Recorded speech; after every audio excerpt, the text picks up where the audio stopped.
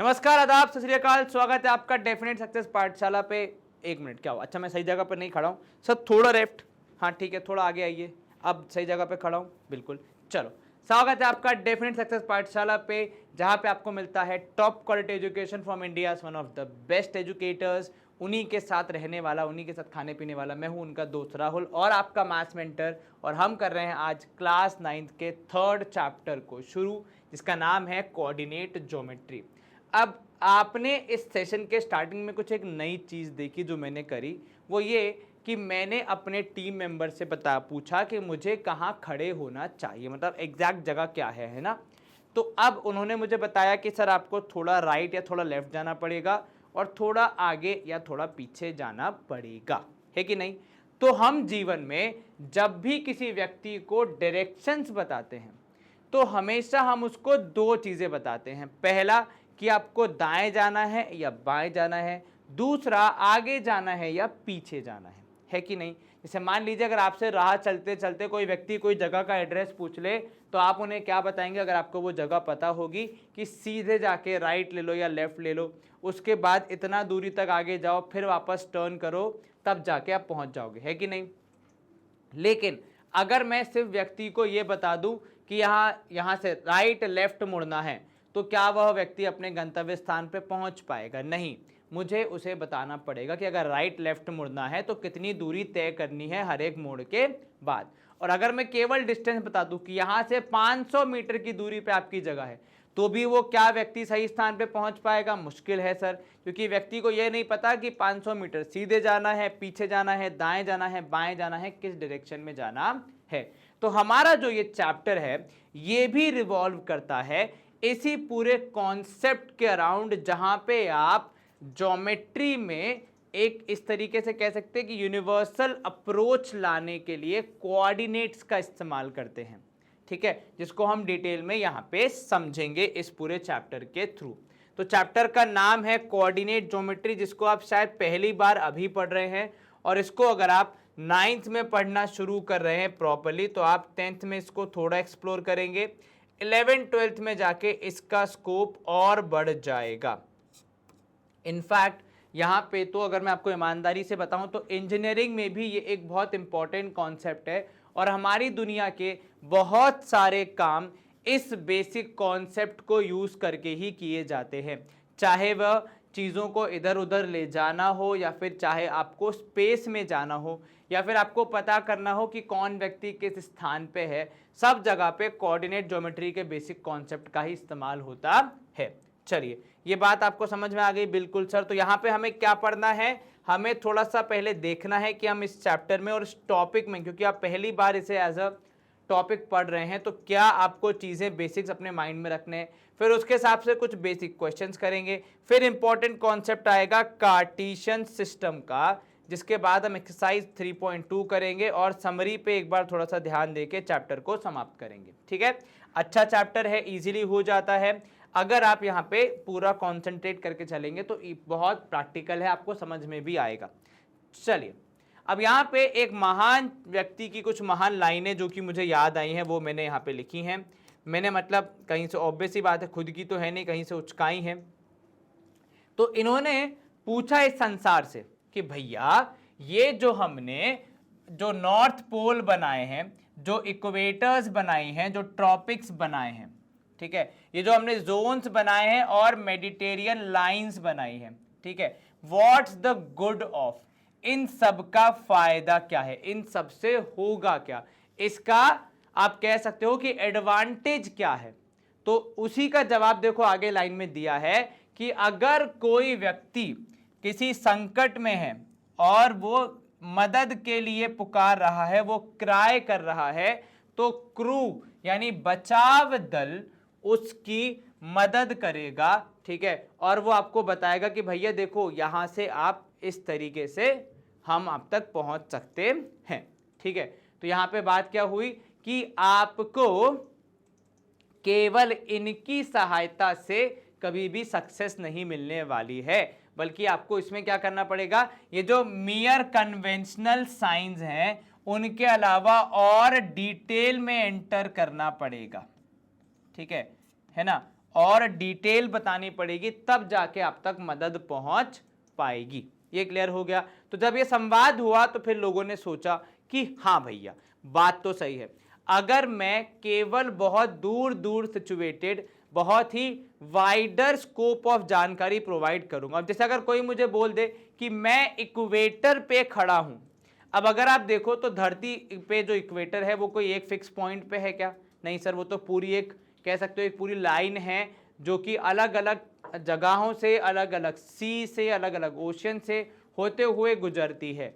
तो केवल ये पता होना कि व्यक्ति इक्वेटर पे है थोड़ा सा इनकम्प्लीट इंफॉर्मेशन हो जाती है। अब मैं वहां पे अगर जानकारी दे पाऊं कि मैं इक्वेटर पे फला कॉन्टिनेंट में इस कंट्री में हूं, इस जगह के पास हूं, तो शायद व्यक्ति मुझ तक पहुंच पाएगा। तो डिटेल्स जो हैं आपकी वो बहुत ज़्यादा फाइन, बहुत ज़्यादा कह सकते हो आप माइन्यूट लेवल की होंगी, तब जाके आप तक कहीं मदद पहुंच पाएगी। ठीक है, तो यहाँ पे बात क्या हो रही है? यहाँ पे बात हो रही है कि बहुत बेसिक सी चीज़ है, पर इंपॉर्टेंट है कि हम जो हमारी डिटेल्स हैं उन्हें बहुत सही तरीके से व्यक्ति तक पहुंचाएं ताकि हमारे काम हो सके, अन्यथा हम फंस जाएंगे किसी मुश्किल में। ठीक है, आपने मतलब हम सब ने पहले कभी पढ़ा है नंबर लाइन के बारे में? बिल्कुल पढ़ा है सर।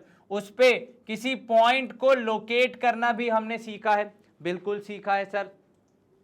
और हमने ये भी सीखा है कि हम कैसे उस पॉइंट को डिस्क्राइब करते हैं, बयां करते हैं कि उसकी पोजीशन क्या है। ठीक है, जैसे मान लीजिए अगर हमने नंबर लाइन पे जो पॉइंट बनाया है वो 2 और 3 के बीच में, तो हमने बता दिया कि 2 और 3 के बीच में 2 से आप इतना आगे आएंगे, 3 से इतना पीछे आएंगे तो आपको वो पॉइंट मिल जाएगा। ठीक है भैया, देयर आर मेनी सिचुएशंस, मतलब ऐसी बहुत जगह होती है जहां पे आपको पॉइंट फाइंड करने के लिए, पॉइंट पता करने के लिए हमें उसकी पोजीशन के बारे में, उसकी पोजीशन को जब आप डिस्क्राइब कर रहे हैं तब केवल एक चीज के पता होने से नहीं चलेगा, बल्कि हमें एक से ज्यादा रेफरेंस चाहिए होते हैं, more than one line. For example consider the following situation. अब यहां पे क्या कह रहे हैं? फॉर एग्जाम्पल आपने और मैंने एक शीट ऑफ पेपर लिया। चलिए मैं आपको एग्जाम्पल देता हूं यहाँ पे, जो कि आगे भी आएगा, पर इस बात को जरा जो यहाँ पे चर्चा हो रही है उस पर जरा अगर मैं आपको यहाँ पे समझाऊं तो देखो इनका कहना क्या है। इनका कहना यह है कि मान लीजिए एक शीट ऑफ पेपर है, जैसे कि ये मान लीजिए एक शीट ऑफ पेपर है। अब अगर इस पे मैंने एक पॉइंट बनाया है यहाँ पे, ठीक है, और मैं चाहता हूं कि आप अपनी शीट ऑफ पेपर में भी ये पॉइंट वहीं बनाए जहां पे मैं बनाया है, जहां पे मैंने बनाया है। तो अगर मैं केवल आपको ये बता दूंगा कि ये पॉइंट इस वाली लाइन से 5 सेंटीमीटर आगे है, कितना? 5 सेंटीमीटर आगे है, तो क्या आप सही जगह पे बना पाएंगे? नहीं सर, क्योंकि अगर मैं इस लाइन से 5 सेंटीमीटर नाप रहा हूं फॉर एग्जाम्पल, तो वो तो यहां भी आ सकता है, यहां भी आ सकता है, यहां भी आ सकता है। तो मुझे कई बार बहुत सारी ऐसी जीवन में सिचुएशन आती है जहां पे अगर मुझे कोई चीज एक सही जगह पे चाहिए तो मुझे एक से ज्यादा लाइंस की आवश्यकता पड़ेगी, जिसको यहां पे लिखा भी है कि मोर देन वन लाइन। ठीक है, तो कई बार आपको जीवन में कुछ चीजें बताने के लिए एक से ज्यादा लाइनों की आवश्यकता पड़ती है। फॉर एग्जाम्पल यहां पे देखो, अगर हम किसी शहर के किसी सड़क पे हैं, ठीक है, तो वहां पे आपको ईस्ट वेस्ट डायरेक्शन दिख रहा है। अब मान लीजिए आपको यहां पे जाना है 5वीं स्ट्रीट के चौथे घर में, ठीक है। अगर मैं व्यक्ति को बोलूं कि भैया केवल 5वीं स्ट्रीट पे चले जाओ, तो वो तो 5वीं स्ट्रीट पे पहुंच जाएगा। लेकिन अगर मुझे उसे एग्जैक्टली चौथे घर में भेजना है तो मैं क्या बोलूंगा? आपको वहां से 4 घर आगे जाना पड़ेगा, उस गली के अंदर। ये क्लियर हुआ? ठीक है, तो यहां पे देखो वही लिखा है कि there is a main road running from east to west, ठीक है, and streets with numbering from west to east. चलिए नंबरिंग आपको वहां पे दी गई है, देखो स्ट्रीट 1 स्ट्रीट 2 ये सब आपको बताया गया। Also on east street house numbers वहां पे मार्क किए गए हैं। अब यहाँ पे हमें क्या करना है भैया? हाउस नंबर मार्क किए गए हैं, तो हाउस नंबर वहां पे मार्क किए गए हैं। To look for the friend's house there, अगर आपको वहां पे अपने मित्र का घर खोजना है तो अगर आपको वहां पे फ्रेंड्स हाउस खोजना है कि कहाँ है, तो क्या केवल एक रेफरेंस, जैसे यहां पे अगर मैं केवल ये बोल दूं कि वो स्ट्रीट 2 पे रहता है या रहती है, ठीक है, तो क्या मेरा काम बन जाएगा? क्या वह व्यक्ति आसानी से इजीली उनका घर ढूंढ पाएगा? ये एक बड़ा सवाल है। सर अगर मैं स्ट्रीट 2 की भी बात करूं यहां पे, तो स्ट्रीट 2 पे 5 घर हैं, 1 2 3 4 5, तो व्यक्ति को पांचों घर में जाके पूछना पड़ेगा कि मेरा दोस्त यहां या मेरी दोस्त यहां रहती है क्या? यदि हां तो फिर बात बनेगी, नहीं तो फिर अगले घर तक जाना पड़ेगा। तो केवल आपको एक रेफरेंस पॉइंट पता होना कि किस सड़क पे जाना है, किस स्ट्रीट पे जाना है, पर्याप्त नहीं है। तो ये एक ऐसी सिचुएशन है जहां पे आपको दो तरीके की जानकारी, एक तो कौन सी स्ट्रीट पे जाना है, दूसरा उस स्ट्रीट के अंदर कितना जाना है, किस मकान तक जाना है कि हम सही मकान तक पहुंच पाए, ये बहुत जरूरी हो जाता है। ठीक है, ये क्लियर हो गया, बहुत बढ़िया सर। उसमें एक और चीज ये जरूरी हो जाती है कि आप कहां से शुरू कर रहे हैं, मतलब अगर यहां से आ रहे हैं तो आप क्या बोलोगे, भैया लास्ट सेकंड वाला टर्न जो है वो लेना है आपको, ठीक है, या फिर वहां से पहला दूसरा तीसरा चौथा लेफ्ट आपको लेना है, ठीक है, तो फिर इजी हो जाएगा। पर अगर आप यहां पे खड़े हैं मान लीजिए, तो आप क्या बोलेंगे व्यक्ति से, भैया यहां से पहला ही लेफ्ट ले लो और अंदर चले जाओ। तो मैंने दो चीजें बताई, क्या कि यहां से पहला ही लेफ्ट ले लो। अगर मैं इतना बोल के रुक जाऊंगा तो व्यक्ति स्ट्रीट 2 पे पहुंच जाएगा लेकिन सही मकान पे नहीं पहुंचेगा।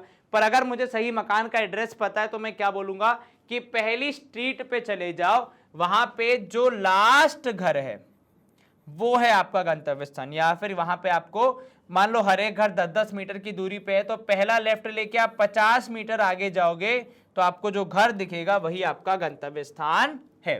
तो दो चीजें बतानी पड़ी, ये क्लियर हो गया। तो यहां पे देखो क्या बताया आपने, नंबर 5 बताया, स्ट्रीट बताई, और फिर ये भी आपको सोचना है कि किस जगह से, ठीक है। जैसे यहां पे देखिए, अब आपका यहां पे देखो स्ट्रीट पी, देखो हाउस पी दिखा रहा है, तो वो कहां पे, वो 7वीं स्ट्रीट पे चौथा मकान है। तो अगर कोई व्यक्ति फिर से कहां से शुरू कर रहा है, मान लो शुरू कर रहा है इस तरफ से, तो उसको हम क्या बोलेंगे अब की बार कि भैया यहां से जाओ आप चौथे लेफ्ट पे, और वहां पे आपका चौथा मकान है जहां पे आपको जाना है। अगर इस तरफ से शुरू कर रहा है तो भैया यहां से आपको लेना है पहला ही राइट, और चौथा मकान आपका गंतव्य स्थान होगा। क्लियर होगा ये? तो यहां पे मैंने क्या समझा कि अगर मुझे किसी को एड्रेस भी बताना है तो उसमें क्या क्या जरूरी होता है। तो भैया एड्रेस बताने में सबसे पहले इंपॉर्टेंट होता है आपका रेफरेंस पॉइंट। अगर आप अपने किसी दोस्त को अपने घर बुला रहे हैं, तो जैसे मान लीजिए आपके घर के आसपास पहुंच गया, आप उससे क्या पूछते हैं, भाई आसपास कौन सी दुकान दिख रही है, आसपास कौन सा स्टोर दिख रहा है, पेट्रोल पंप दिख रहा है, मंदिर दिख रहा है। तो ये क्या हो जाते हैं, ये आपके हो जाते हैं रेफरेंस पॉइंट, ठीक है। उसके बाद आप बताते हो डायरेक्शन कि आपको राइट जाना है, लेफ्ट जाना है, ठीक है। और उसके बाद आप बताते हो उसको कितना आपको डिस्टेंस ट्रैवल करना है, ठीक है, कि लेफ्ट राइट आगे पीछे कहां जाना है और कितनी दूर तक जाना है। तो दो डायमेंशन आपको बताने पड़ते हैं, और एक रेफरेंस पॉइंट है जहां से आप पूरे मामले को शुरू करते हैं, क्योंकि रेफरेंस पॉइंट पता लगे बिना तो काम नहीं हो पाएगा। ये बात क्लियर है, ठीक है। चलिए, तो यहां पे देखो हाउस पी की बात हुई, एच की बात हुई। अब मान लो जो वो पेपर वाली बात में कह रहा था कि अगर मैं चाहता हूं कि ये पॉइंट जहां मैंने बनाया है वहीं आप बनाएं, तो उसका सिंपल तरीका क्या है, आपको मुझे दो चीजें बतानी पड़ेंगी। एक कि भैया राइट की तरफ कितना जाना है, दो ऊपर की तरफ कितना जाना है। तो ये 5 सेंटीमीटर राइट गया, ठीक है, और 9 सेंटीमीटर अप गया। ये कहां से, ये इस पॉइंट से अगर मैं बात करूं तो मान लीजिए कोई आपसे बोले कि नहीं मैं तो इस पॉइंट से बताना चाह रहा हूं, तो ठीक है भैया, तब आप क्या बताएंगे। तो सर उस केस में आप अपने डायरेक्शंस को कैसे बताएंगे कि देखिए पहले आप जाइए, मान लीजिए ये भी है 6 सेंटीमीटर लेफ्ट, फिर आइए आप 8 सेंटीमीटर डाउन, ठीक है। तो 6 लेफ्ट 8 डाउन, तो भी मैं वहीं पहुंच गया। लेकिन अगर मैं ये नहीं बताऊंगा कि भैया कहां से शुरू करना है, बात कहां से शुरू होगी, मेरा रेफरेंस पॉइंट क्या है, तब तक चीज सही से नहीं हो पाएगी। ठीक है, अगर मैं सिर्फ ये बोल दूंगा कि आपको 5 राइट और 9 अप जाना है तो व्यक्ति इस तरफ से भी जा सकता है, इधर से भी शुरू कर सकता है, इधर से भी कर सकता है और इस पॉइंट से भी कर सकता है। ठीक है, तो मुझे हमेशा रेफरेंस पॉइंट के बारे में बताना होगा। जैसे यहां पे देखो, it is near the left. अगर आप ऐसे केवल बताते जाओगे कि भैया कहां कहां जाना है, आगे पीछे थोड़ा सा कंफ्यूजिंग हो जाएगा, शायद आपके लिए चीजें नहीं हो पाए जो आप चाह रहे हो। अगर आप यहाँ पे केवल इतना बोल दो कि यहाँ पे आप क्या बोलोगे, the dot is in the upper half of the paper. अब भैया पेपर का अपर हाफ तो कितना होता है, इतना बड़ा हो जाएगा, उसमें कहाँ पे, यहाँ पे, यहाँ पे, यहाँ पे, यहाँ पे, कहाँ पे है वो पॉइंट, तो जानकारी सटीक नहीं है। It is near the left edge of the paper. अब left edge of the paper ये वाली है।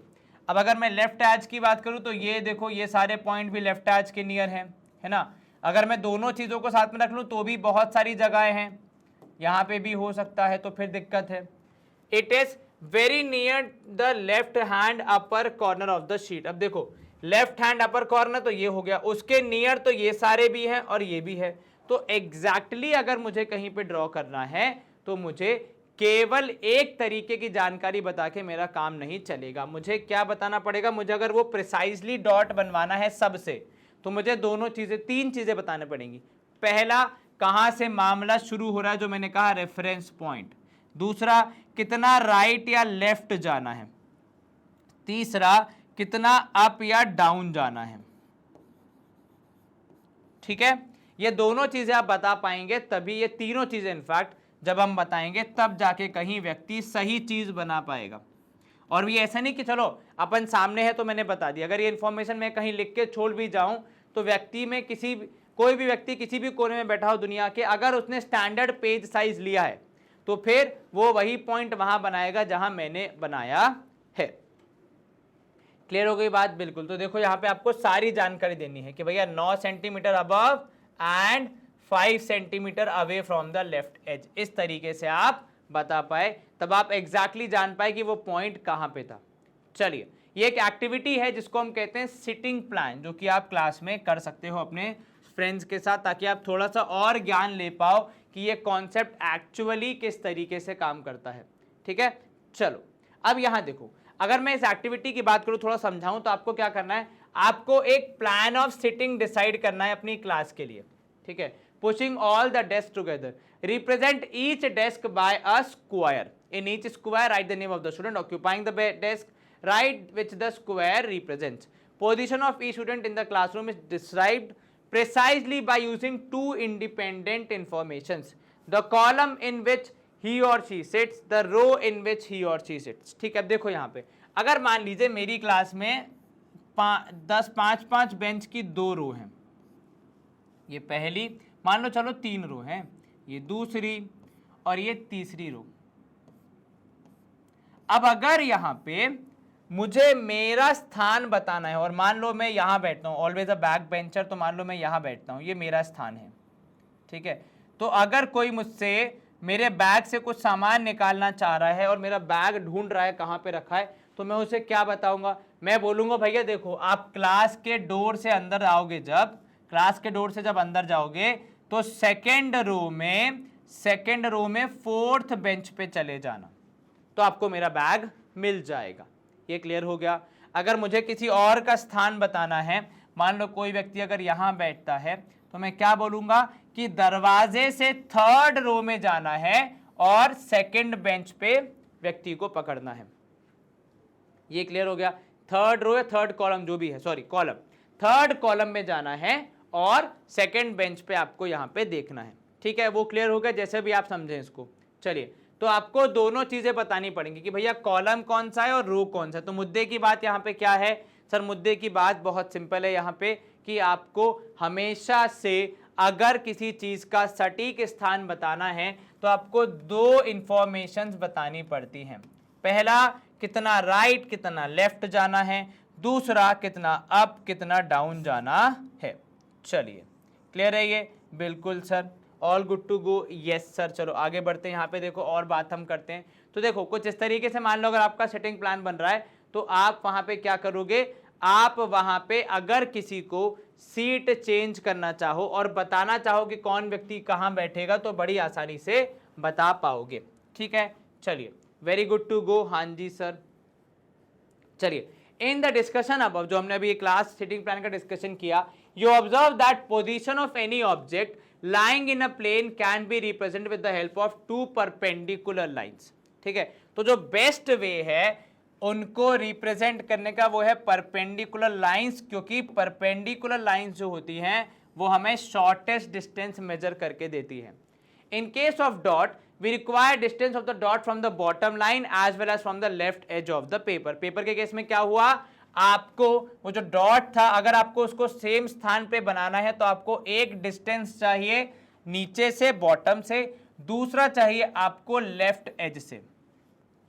इन case of sitting plan we require the number of row, किस रो में है और किस कॉलम में है यहाँ पे आपका स्थान, तो आपको दोनों पता होगा, तभी आप सिटिंग प्लान पे भी चर्चा कर पाओगे।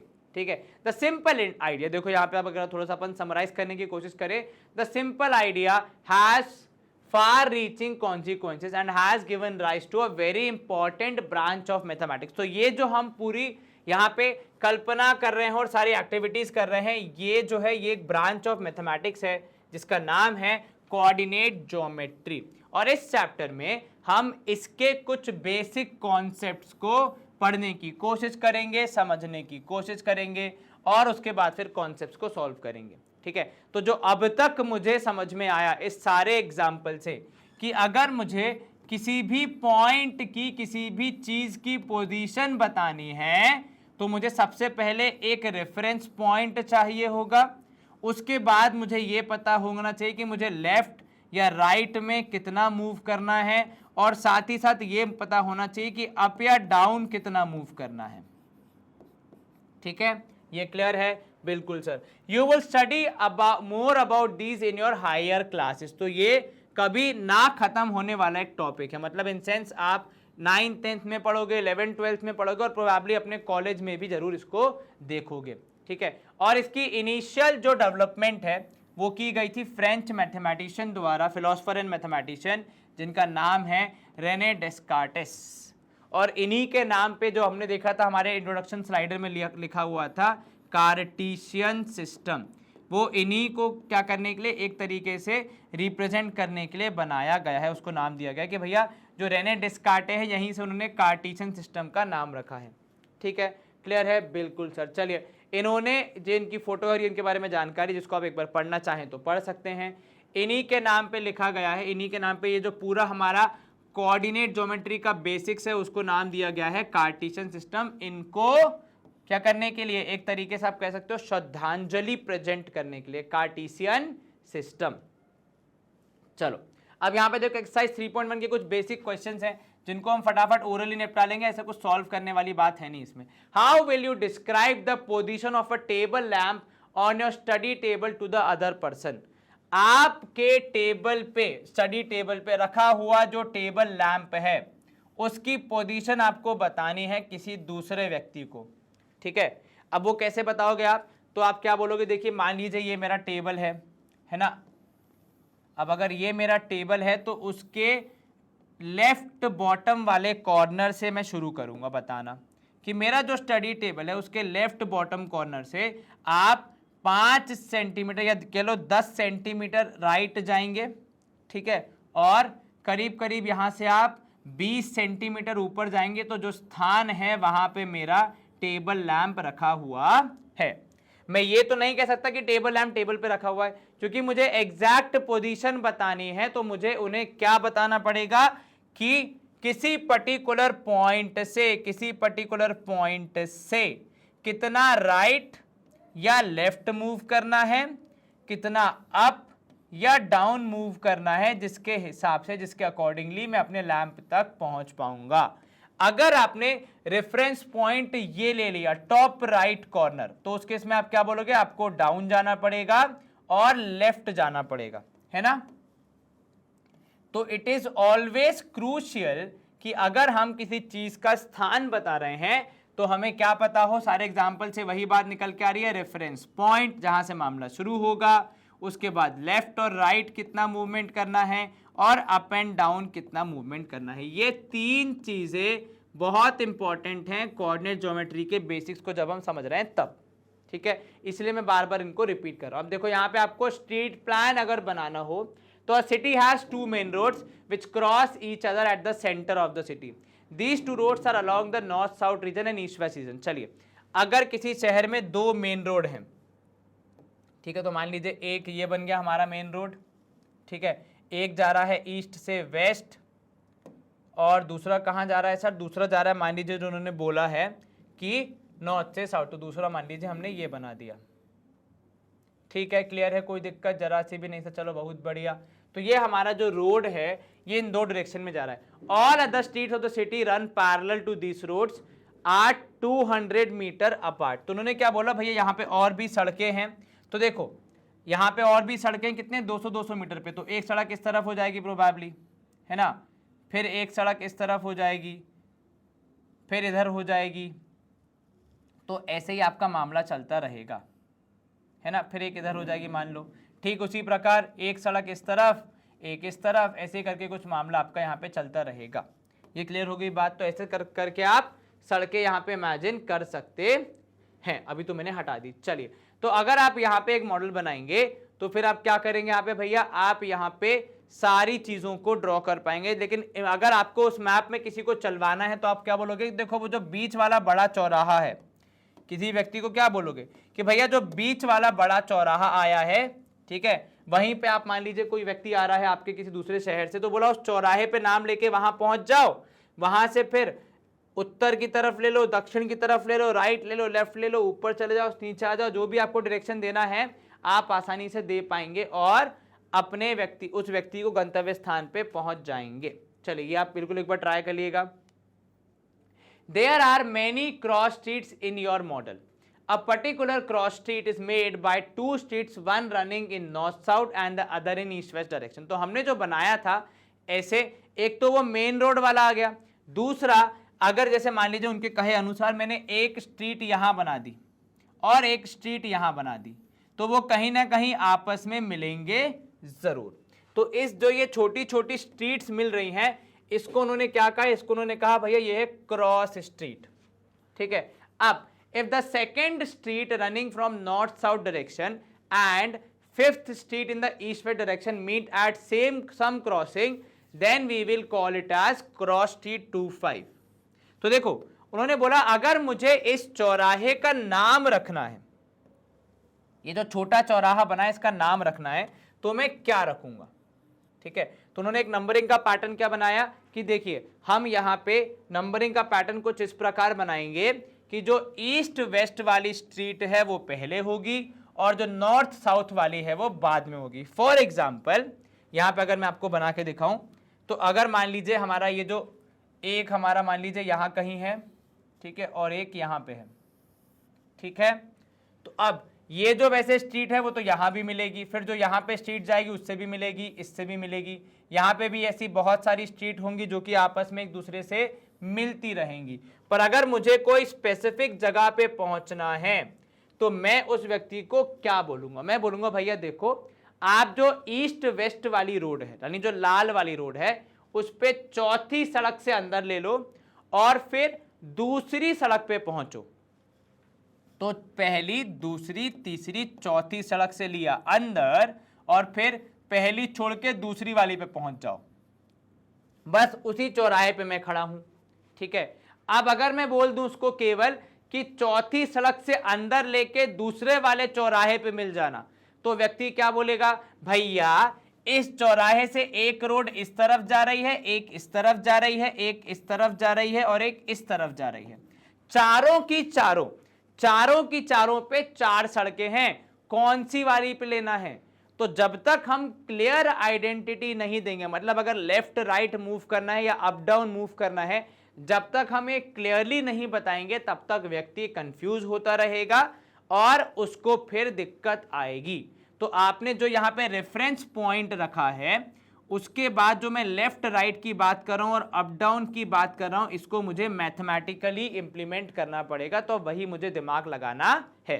देखो ये जो सारे क्वेश्चंस हैं इनका जो बेसिक एजेंडा है वो आपको ये सिखाना है कि भैया कैसे कैसे अगर आप किसी प्रोसेस को बनाते हैं तो कहाँ कहाँ पे आपको चैलेंजेस आ सकते हैं। जैसे यहाँ पे जो हमने क्रॉस स्ट्रीट की बात की कि भैया अगर किसी गंतव्य स्थान पे पहुंचना है तो केवल ये कह देना कि चौथी सड़क से दूसरा वाला चौराहा मेरा घर है, तो शायद व्यक्ति कंफ्यूज हो जाएगा। क्यों भैया? क्योंकि देखो चौथी सड़क से दूसरा जो चौराहा है वो इस वाली रोड पे भी आ सकता है, इधर वाली रोड पे भी आ सकता है, इधर पे भी आ सकता है और नीचे भी आ सकता है, क्योंकि चारों में ही चौथी सड़क होगी और उस चौथी सड़क के अंदर दूसरा चौराहा होगा ही होगा।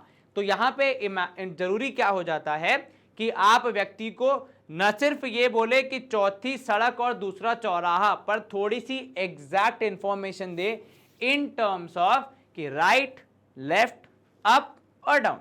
ये क्लियर हो गया? बिल्कुल सर। चलिए, तो यहां पे वही बात आपको समझाने की कोशिश करी जा रही है, क्योंकि ऐसा बहुत बार हो सकता है कि जैसे मान लीजिए ये कह रहा है कि भैया चौथी सड़क पे तीसरा चौराहा, और किसी दूसरे तरीके से अगर मैं देखूं तो तीसरी सड़क पे चौथा चौराहा बन जाएगा। जैसे यहां पे अगर मैं देखूं तो यहां से अगर आप देखोगे तो वो चौथी सड़क पे कौन सा है? दूसरा चौराहा है। पर अगर मैं इस रोड से देखूं तो वो दूसरी सड़क पे या तीसरी सड़क पे चौथा चौराहा है कि नहीं? मतलब अगर मैं पहली वाली को सड़क ना मानूं और अगर पहली वाली को सड़क मान लूं तो चलो, तो उस केस में हो जाएगा चौथी सड़क से तीसरा चौराहा। अगर मैं यहां से देखूं तो इस तरफ से जाऊं तो this is what? So this is 4, 3, और वही चौराहा एग्जैक्ट सेम प्लेस इस तरफ से अगर मैं जाऊं तो वो है तीसरी सड़क पे चौथा चौराहा। बात समझ में आ गई? तो सेम पॉइंट अगर अलग अलग नजरिए से देखा जाए तो अलग अलग तरीके से बयां किया जा सकता है। ये क्लियर हो गया? इसीलिए यहां पे जब हम आगे पढ़ेंगे कार्टेशियन सिस्टम तो इन छोटी छोटी बातों का बहुत ध्यान रखेंगे कि जो हम एक पॉइंट की बात कर रहे हैं वो अलग अलग तरीके से, भले ही रेफरेंस पॉइंट सेम कर दो पहले तो रेफरेंस पॉइंट अलग कर रहे थे वो बात और हो गई, पर अगर रेफरेंस पॉइंट सेम कर दोगे तब भी उस जगह पे पहुंचने के दो तरीके बन रहे हैं, लेकिन है तो पॉइंट एक ही, तो दो तरीके बनेंगे तो कंफ्यूजन पक्का होगा। इसलिए आप क्या करोगे यहाँ पे? इसलिए यहाँ पे आप थोड़ा सा सोच समझ के ही डिसाइड करो। क्योंकि अगर मैं आपको एग्जांपल दूं, ठीक है, मान लीजिए मैंने उससे कहा कि चौथी सड़क पे तीसरा चौराहा और मैं ये बताना भूल गया कि आपको लाल वाली सड़क पे जाना, तो व्यक्ति क्या कर सकता है? व्यक्ति हरी वाली सड़क पे चौथी सड़क लेके तीसरे चौराहे पे कहां पहुंच जाएगा? गलत स्थान पे पहुंच जाएगा क्योंकि मैंने क्या बोला? मैंने कहा चौथी सड़क पे तीसरा चौराहा।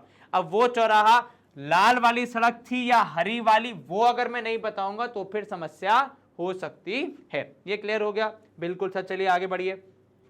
ये बात हमने बोल दी यहाँ पे। अब ये जो हम पूरा पढ़ने वाले हैं, यहां से हम इंट्रोड्यूस करेंगे हमारे कार्टेशियन सिस्टम को, ठीक है? तो ये जो हम अब तक सारी बातें कर रहे थे वो केवल इस तरीके से कर रहे थे कि आपको कार्टेशियन सिस्टम की जानकारी देना हम शुरू कर सके। तो ये बेसिक्स था जिनका कोई खास रिलेवेंस नहीं है इन टर्म्स ऑफ क्वेश्चन जो कि एग्जाम में आएंगे, पर कार्टेशियन सिस्टम के बारे में अगर आपको सीखना है तो सारे ये बेसिक्स कवर होने चाहिए। तो चलिए अब हम एक्सप्लोर करते हैं कार्टेशियन सिस्टम को। तो देखो कार्टेशियन सिस्टम के जो बेसिक्स है ना वो शुरू होते हैं नंबर लाइन से, और नंबर लाइन को आप जीवन में अब तक काफी बार काफी सारे चैप्टर्स में पढ़ चुके हैं। सबसे रिसेंट आपने इसको पढ़ा है नंबर सिस्टम वाले चैप्टर्स में, याद आया? ठीक है, अब यहां देखो नंबर लाइन पे होता क्या है, इसको बनाते कैसे? तो नंबर लाइन पे on the number line distance from a fix point are marked in equal units positively in one direction and negatively in the other. मतलब आप क्या करते हो? आप कोई एक स्टार्टिंग पॉइंट ले लेते हो, मध्य पॉइंट ले लेते हो, जहां से कुछ वैल्यूज पॉजिटिव डायरेक्शन में ले जाते हो और कुछ वैल्यूज नेगेटिव डायरेक्शन में लेके जाते हो। आइडियली नंबर लाइन पे ऐसे ही अपन काम करते हैं, और ये जो वैल्यू होती है जहां से आप मामला शुरू करते हो वो होती है 0, है ना? उसके उस तरफ पॉजिटिव वैल्यूज और इस तरफ नेगेटिव वैल्यूज। अब जहां से ये डिस्टेंस मार्क करना शुरू होते हैं, जहां से हमारा हम कहते हैं कि स्टार्ट हुई है हमारी नंबर लाइन, उसको आप कहते हो ओरिजिन। तो ये जो है ये आपका क्या कहलाता है? ये आपका कहलाता है ओरिजिन।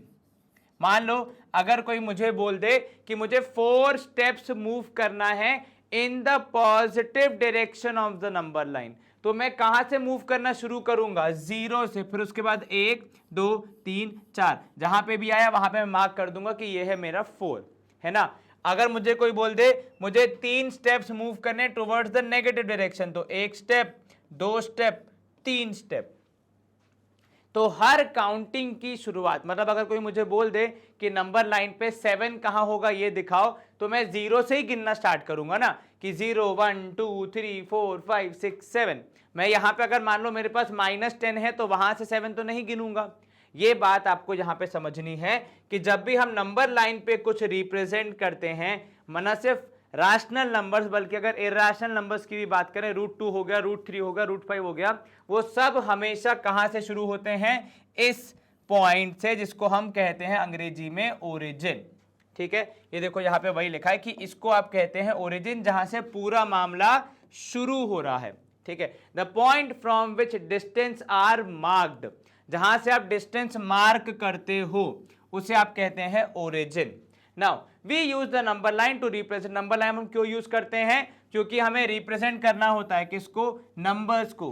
किस तरीके से, by marking points on a line at equal distances, एक निश्चित दूरी पे सारे पॉइंट्स को हम मार्क करके नंबर लाइन पे उन्हें दर्शाते हैं। जैसे मान लीजिए अगर आप नंबर लाइन ड्रॉ कर रहे हैं, तो अगर आपने 1-1 या 2-2 सेंटीमीटर का गैप रखा है, तो सारे पॉइंट्स में आप वो मेंटेन करेंगे। ये नहीं किसी को 2 सेंटीमीटर, किसी को 3, किसी को 1, ऐसे नहीं करोगे। एक फिक्स गैप पे सारे पॉइंट्स को मार्क करके फिर जो भी वैल्यू हमें दर्शानी होगी नंबर लाइन पे वो हम दर्शाते हैं।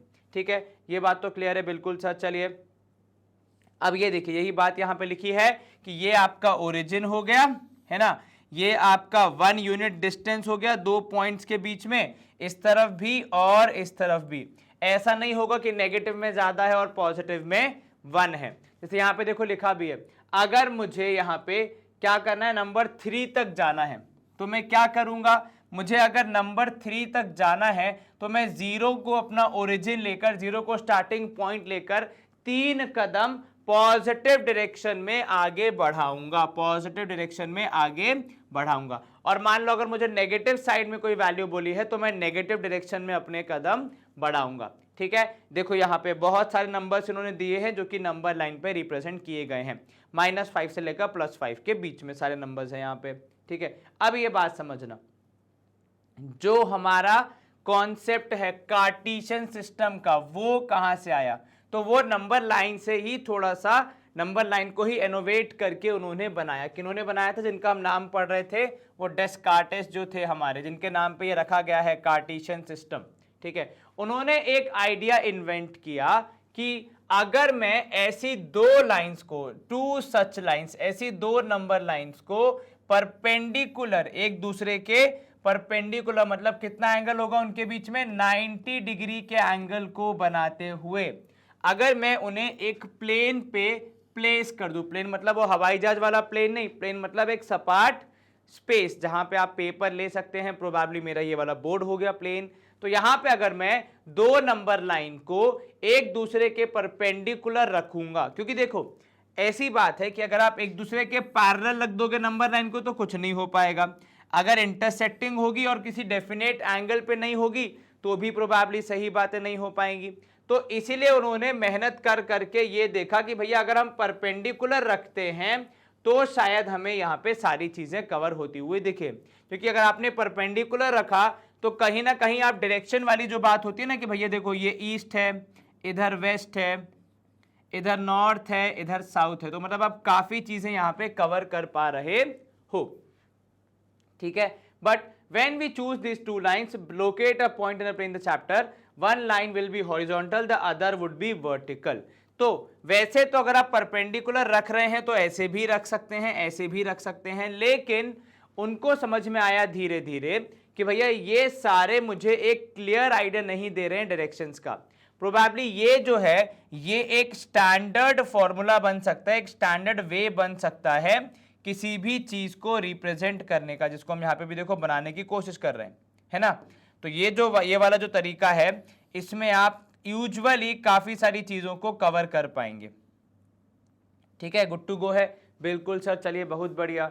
तो इसके थ्रू आप काफी सारी चीजों को कवर कर पाएंगे। बाकी सब में इतनी कंसिस्टेंसी नहीं है, इतनी ज्यादा आप कह सकते हो एक्सेप्टेबिलिटी नहीं है कि मतलब सारे केसेस में ये काम कर जाए, पर ये डायरेक्शंस में भी काम कर जाएगा, ये गणित में भी काम कर जाएगा, और इसको बनाना भी आसान है, और ये ज्यादातर लोगों तक पहुंच भी पाएगा। यहाँ पे आपको काफी कुछ समझाना पड़ेगा, कितना एंगल है, क्या है, कैसे करना है, पर यहाँ पे आपको काफी कम समझाइश के बाद आपका काम हो जाएगा।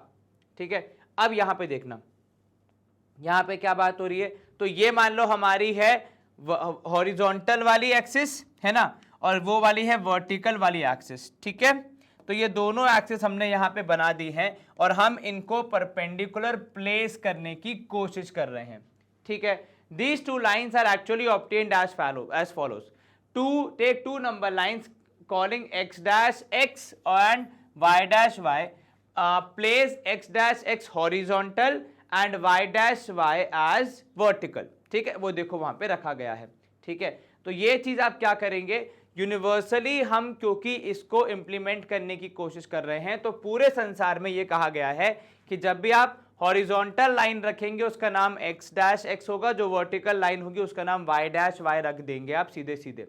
ठीक है, इसमें ज्यादा आपको सोचने समझने की जरूरत नहीं है। और जैसा कि आप देखेंगे कि यहाँ पे भी एक ओरिजिन एग्जिस्ट कर रहा है, यहाँ पे भी एक ओरिजिन एग्जिस्ट कर रहा है, तो मुद्दे की बात यह है कि जब दो ओरिजिन एग्जिस्ट कर रहे हैं तो मैं क्या प्रयास करूंगा कि मैं दोनों ओरिजिन को साथ में ले आऊं। तो जब मैं दोनों ओरिजिन को साथ में लाया तो कुछ इस तरीके का मेरा डायग्राम बन गया। तो जैसे ही आप दोनों लाइंस को ओरिजिन पे मिलाने की कोशिश करेंगे आपको एक इस तरीके का चित्र बनता हुआ दिखेगा। ठीक है, तो हॉरिजॉन्टल लाइन जो आपकी होती है, जिसको आप x डैश x बोल रहे हैं, वो होती है आपकी x एक्सिस, और जो वर्टिकल लाइन है वो होती है y axis. The point where x dash x and y dash y cross is called the origin. तो दोनों का जो ओरिजिन था, जहां पे 0 आ रहा था, उनको हमने क्या किया, मिलवा दिया, एक साथ रख दिया, ताकि पूरा एक सिंक बन जाए और सारी चीजें आराम से वहां पे सेट हो जाए। ठीक है, ये क्लियर हो गया बिल्कुल सर। अब यहाँ पे देखो इसमें और क्या क्या होता है जो कि आपको पता होना चाहिए। जो आपका ये जो OX और OY है, ये पॉजिटिव वैल्यूज के लिए है। ठीक है, क्योंकि आपको बहुत सारी वैल्यूज कवर करनी है, ये भी पॉजिटिव वैल्यूज की तरफ पूरा जाता है। This goes towards the negative values of x and this y goes towards negative values of y always, ताकि आप सारे विश्व में एक सिमिलैरिटी के साथ, एक कॉमन कह सकते हो आप अंडरस्टैंडिंग के साथ अपना पूरा काम कर सके। ठीक है, ये क्लियर हो गया बिल्कुल सर। चलिए देखो यहाँ पे आप क्या ऑब्जर्व करेंगे कि आपका यहाँ पे जो एक्सिस है उसका प्लूरल फॉर्म होता है एक्सिस, मतलब कहने का तरीका सेम है, बस स्पेलिंग अलग है। ठीक है, और ये जो हमारा एक कोरा कागज है, मान लो ये एक शीट ऑफ पेपर अगर है, तो ये जो शीट ऑफ पेपर है जिसपे ये पूरी चीज बनाई गई है, इसका इंपैक्ट क्या हुआ। तो सर जो शीट ऑफ पेपर है, इस तरीके के डायग्राम बनने के बाद अगर मैं अपनी नोटबुक के एकदम सेंटर में बनाऊं ओरिजिन, और वहां पे अगर मैं ऐसी किसी कार्रवाई को करूं, किसी एक्टिविटी को करूं, तो मेरा जो वो पेज है वो क्या होगा सर, वो हो जाएगा 4 पार्ट्स में डिवाइड। तो मेरा जो वो पेज है, जो वो प्लेन है, वो हो जाएगा 4 पार्ट्स में डिवाइड। हर एक पार्ट को हमने यहाँ पे एक वर्ड दिया हुआ है क्वाड्रेंट। ठीक है, क्वाड जो है या क्वा जो है वो आता है क्वार्टर वर्ड से, और क्वार्टर का मतलब होता है 1/4। हमने ये वर्ड कहाँ सुना है सर, हमने ये वर्ड सुना है घड़ी में, कि भैया 3:15 यानी 3:15, 4:45 यानी 5:15। ठीक है, तो ये जो क्वार्टर वर्ड है वहां से क्वा आता है, विच रिप्रेजेंट्स 1/4।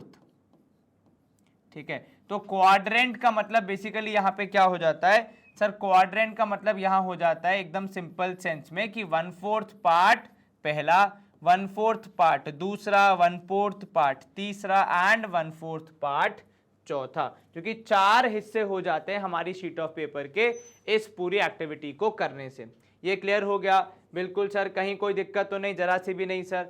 तो ये जो एक्सिस है हमारी, इन्हें आप क्या कहते हैं, इन्हें आप कहते हैं कोऑर्डिनेट एक्सिस। ये जो 4 एक्सिस हैं, OX, OY, OX dash, OY dash, ये चारों क्या हैं, ये हमारी कोऑर्डिनेट एक्सिस हैं। ध्यान रख लिया, यहाँ पे हमेशा क्वाड्रेंट को इसी वे में लिखा जाता है कि ये है फर्स्ट क्वाड्रेंट, ये है सेकंड, ये है थर्ड और ये है फोर्थ। कल को आप ये मत करना कि सर मेरे हाथ के यहाँ पे पास में ये है तो मैं इसको फर्स्ट बोल दूं क्या, नहीं, ऐसा नहीं होता, ये फिक्स ही है। पहला वाला जो क्वाड्रेंट है वो भी फिक्स है और बाकी भी सारे फिक्स ही हैं, ठीक है।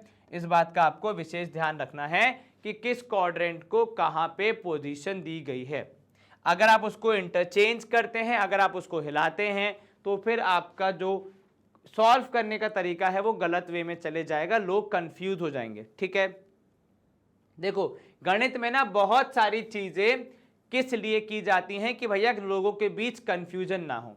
अब एक बात समझना, ये जो हमने इतनी मेहनत करी इसका फायदा क्या होगा, इसका एडवांटेज क्या होगा। तो अगर मैं आपको थोड़ा सा पीछे लेके जाऊं, ठीक है, जहां पे हम डिस्कस कर रहे थे वो मैप और रोड वाली बात, कहां गया, ये वाला है ना। अब इसमें अगर आप यहां पे ध्यान याद करो तो हमने क्या डिस्कस किया था कि अगर आपको किसी पर्टिकुलर स्थान पे पहुंचाना है और उसका एड्रेस अगर आप बता रहे हैं, तो अगर आप केवल ये बोल देंगे कि चौथी गली में तीसरे चौराहे पे पहुंच जाओ, तो व्यक्ति गलत स्थान पे पहुंच सकता है। क्योंकि अगर वो यहां सेंटर ऑफ द चौराहा पे खड़ा है तो यहां से चौथी गली चारों डायरेक्शन में आएगी, इधर भी आएगी, इधर भी आएगी, इधर भी आएगी और इधर भी आएगी। तो चारों डायरेक्शन में आपके पास क्या आ सकती है, चौथी गली आ सकती है। तो अगर आप यहां पे ये नहीं स्पेसिफाई करेंगे कि चौथी गली किस डायरेक्शन में जाना है, तो फिर व्यक्ति गलत जगह पहुंच जाएगा। समझ में आया आपको मैं क्या कह रहा हूं। एक सिंपल सी बात फिर से रिपीट करता हूं। मान लो अगर कोई व्यक्ति यहां खड़ा है चौराहे पे और आपने कहा भाई साहब आपको चौथी गली में तीसरे चौराहे पर आना है, 4th स्ट्रीट 3rd स्क्वायर, है ना। तो अगर व्यक्ति को सही जानकारी नहीं होगी तो वो किसी भी डायरेक्शन में जा सकता है। और अगर ये सिटी का मैप ऐसा ही है सारी रोडों के लिए कि सब जगह पे ऐसे ही गलियां बनी है, तो प्रोबेबली चौथी गली में तीसरा चौराहा, 4th स्ट्रीट में 3rd जो आपका कह सकते हो आप स्क्वायर है, वो हर जगह पे आएगा, किसी भी रोड पे आ सकता है। तो व्यक्ति को पहुंचना होगा, जापान पहुंच जाएगा वो चीन। इसलिए यहां पे उन्होंने क्या बताया, या हमने कार्टेशियन सिस्टम में क्या सीखा कि भैया ये जो इस तरीके की बात है इसको कवर अप करने के लिए आपको थोड़ा ज्यादा सिस्टमैटिक होना पड़ेगा। और हम सिस्टमैटिक कैसे हो गए, तो हमने यहां पे देखो क्या कर दिया, हमने हर एक गली के लिए अलग अलग साइन बना दिए हैं। इन सेंस कि अगर मुझे यहां से जाना है और यहां तक पहुंचना है तो उसके लिए अलग वैल्यू है। अगर मुझे ये वाली सड़क से जाना है, कौन सी वाली, मान लो मुझे इस वाली सड़क से जाना है और इधर पहुंचना है, तो मेरे लिए डायरेक्शन अलग है, ठीक है। अगर मुझे किसी और सड़क से जाना है, मान लो मुझे ये वाली सड़क से जाना है और यहां मान लो मुझे इस पॉइंट पे पहुंचना है, ठीक है, तो उसके लिए डायरेक्शन अलग है। और अगर मान लो मुझे इस पॉइंट पे पहुंचना है तो उसके लिए डायरेक्शन अलग है, ठीक है। तो इस तरीके से हर एक पॉइंट के लिए अलग अलग डायरेक्शंस यहाँ पे सुझाए गए हैं, सजेस्ट किए गए हैं, जिससे कि व्यक्ति कंफ्यूज ना हो, ठीक है। जैसे यहाँ पे अगर आप देखेंगे इस वाले पार्ट में, तो जो दो वैल्यूज मैं यहाँ पे बताऊंगा पहुंचने के लिए वो दोनों पॉजिटिव होंगी, ठीक है। इस वाले पार्ट में अगर किसी को पहुंचना है तो इसमें x की वैल्यू नेगेटिव होगी, y की वैल्यू पॉजिटिव होगी। नीचे यहां पे आप जाओगे तो यहां पे x भी नेगेटिव होगा, y भी नेगेटिव होगा। इस वाले में x होगा पॉजिटिव, y होगा नेगेटिव। तो इस तरीके से वो जो 4 खंड मैंने बनाए हैं, चारों में अलग अलग यूनिक वैल्यूज रहती हैं, जिसका किसी और खंड से सेम हो पाना असंभव है या इम्पॉसिबल है, जिसकी वजह से कंफ्यूजन नहीं होता है। हाँ, ये रूल हमने जरूर बना दिया है कंफ्यूजन को अवॉइड करने के लिए कि पहले हमेशा x वाली वैल्यू लिखी जाएगी, फिर y वाली वैल्यू लिखी जाएगी, ठीक है। तो अगर मैं बोल रहा हूं कि आपको चौथी सड़क में तीसरे चौराहे पे जाना है, तो व्यक्ति उस स्ट्रीट प्लान में पहले या तो इस तरफ जाएगा या फिर इस तरफ जाएगा, ठीक है। और जो अगली इंफॉर्मेशन है वो बताएगा उसको कि कितना अंदर जाना है या फिर कितना इधर आना है। ये क्लियर हो गया, ठीक है। तो हमने सारे कंफ्यूजन्स को दूर करने के लिए कुछ set of rules and regulations बनाए ताकि हमारा जो सिस्टम हमने बनाया है वो बिल्कुल फ्लॉलेस रहे, बिना किसी गलती के व्यक्ति आसानी से उसका इस्तेमाल करके अपने कार्य को कर पाए। ठीक है, ये समझ में आ गया? बिल्कुल सर, चलिए बहुत बढ़िया। अब यहाँ पे देखो कुछ और बात कर लेते हैं कि भैया ये सिस्टम जो है वो इतना बेसिक है मैथमेटिक्स के लिए, लेकिन इतना क्रूशल है कि इसके बिना दुनिया में काफ़ी सारी चीज़ें नहीं हो पाएंगी। ठीक है, लेकिन ये बहुत यूजफुल है। ठीक है, अब यहाँ पे जो डायग्राम आपको दिया है देखो एक बार, आप इसको अगर आप ग्राफ पेपर पे बनाओगे तो यहाँ पे जो पॉइंट P और पॉइंट Q की बात की गई है, distance of point P and point Q, इनकी बात यहाँ पे की गई है। For this we draw perpendicular PM on the X axis. अगर मुझे पॉइंट P तक पहुंचना है तो मैंने क्या तय किया है भैया? सर आपने बहुत सिंपल सी बात बोली है कि हमेशा पहले एक्स एक्सिस पे जाएंगे। ठीक है, पहले एक्स वाला डिस्टेंस हम कवर करेंगे ताकि कोई भी कंफ्यूजन ना हो। तो देखो यहाँ पे एक्स एक्सिस पे कितना करना है आपको? 4 तक जाना है। ठीक है, फिर वाई एक्सिस पे जाना है तो आप ऊपर की तरफ जाएंगे और देन दोनों को मिला देंगे। ठीक है, इस तरीके की बात यहाँ पे कही गई है कि पहले आप 0 से m तक जाओ, फिर आप 0 से n तक जाओ, फिर आप दोनों को मिला दो जहां पे भी वो मिल रहे हैं। ठीक है, उनके पैरेलल ड्रॉ करके। लेकिन ये तो हो गया जब आप इनिशियली कर रहे हो तब। स्लोली विद टाइम आप क्या करते हो कि 0 से मान लो आपको बोला है कोई पॉइंट P तक जाना है तो पहले x पे गए, फिर ऊपर चले गए तो वो y वाला डिस्टेंस कवर हो गया और आपको पॉइंट मिल गया। ऐसे यहाँ पे पहले x पे गए 6 तक, -6 तक, फिर q तक जाने के लिए -2 पे चले गए और आपने हाईलाइट कर दिया।